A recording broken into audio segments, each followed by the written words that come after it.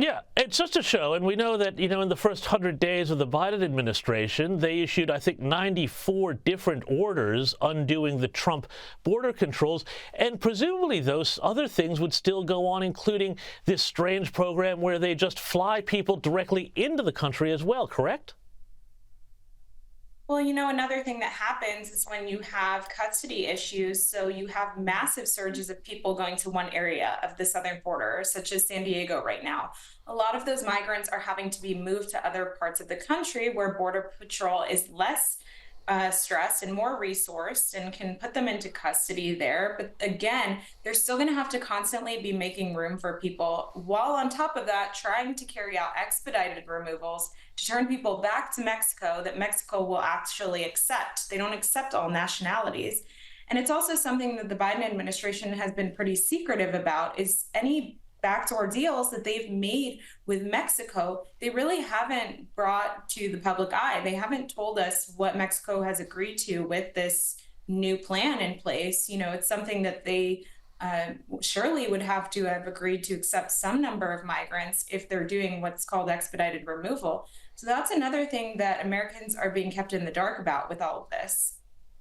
And, you also revealed this week, and I think this is fascinating because this is where this is all leading, of course, that since 2022, the Biden administration has granted amnesty without telling anybody to 350,000 migrants. Now, is the end goal here, because we've heard people talk about this, we heard New York Governor Kathy Hochul talk about an end run, is the end goal here to eventually parole and amnesty and create citizenship for the 9 or 10 or 15 million illegals who've come through during this administration?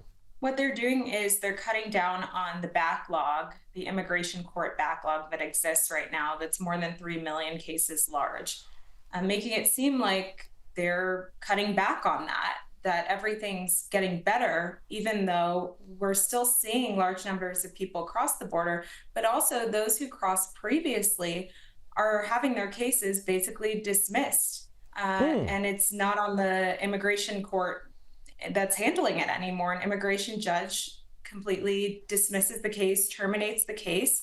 These are for migrants that the federal government says are not national security threats, are not terroristic threats, and the like. And so they're basically undocumented in the United States, but they're also not in removal proceedings, which the government was previously pursuing against them, and is what typically happens when you cross the border. You're immediately put into removal proceedings.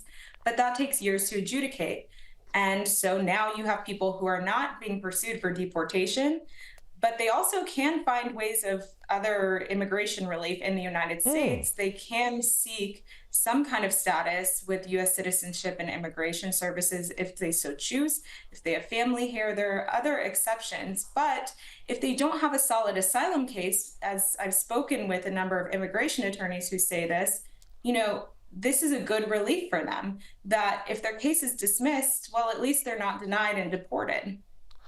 Thank you so much for your time, as always, Jennie Taer.